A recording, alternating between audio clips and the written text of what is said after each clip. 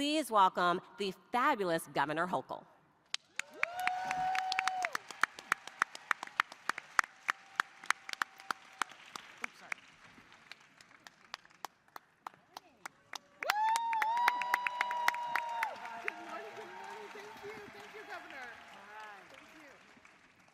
Good morning.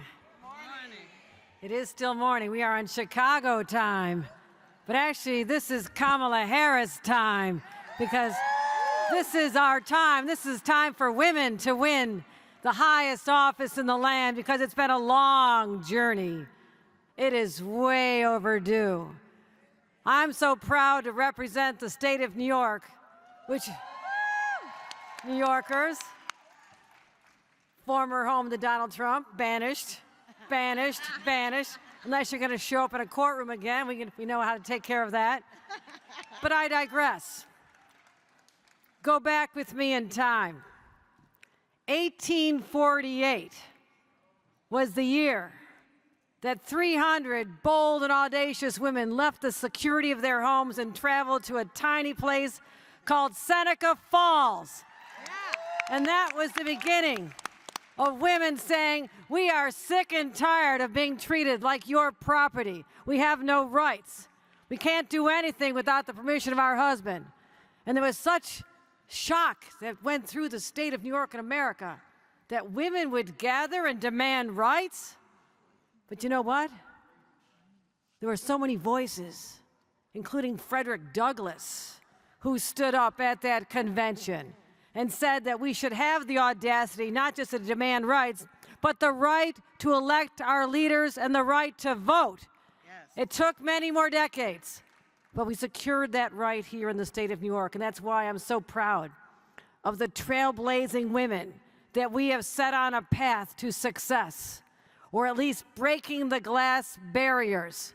And let me reference, first of all, Shirley Chisholm, the first woman of color to stand up and say, I'm running for president.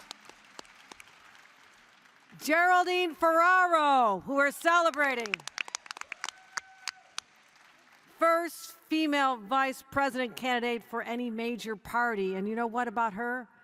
This is the 40th year, 40 years ago. I'm going to ask a real simple question. How many of you were alive 40 years ago? Okay, all right, just checking. You know where I was 40 years ago? I was a 25-year-old congressional staffer. She came into our office to meet the congressman after she secured that nomination. And I, as a young woman who loved politics but always viewed my role as behind the scenes helping the men, when she walked in the office and shook my hand as our nominee for this position, I had two thoughts. My God, she's as short as I am. I'm still short. But I also thought, maybe, this means that women can just do more than just be the supporting cast to the men in the leading roles. That's what she did for me. She did that for thousands of women. And we succeed with Kamala Harris, there'll be no more barriers. That'll be proof that every little girl can grow up to be whatever she wants because someone has gone before. That's the power we hold, women. That's the power we're going to exercise.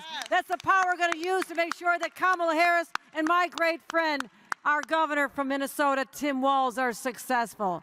Use that power, my friends. Let's take that to the streets. Take it to the neighborhoods, take it to the churches, the synagogues, the mosques. Get out there and talk to everybody. Because otherwise, you do not want to have to explain to your children or grandchildren that we allowed the Trump Travesty Part 2 to be replayed again. Okay, not going to happen on our watch, is it? No and hell no. Say no and hell no. No and hell no. No and hell no. That's how we talk in New York. Listen, let's bring it home, women. I'm counting on all of you. America's counting on you. Democrats counting. Let's get it done. Get it done.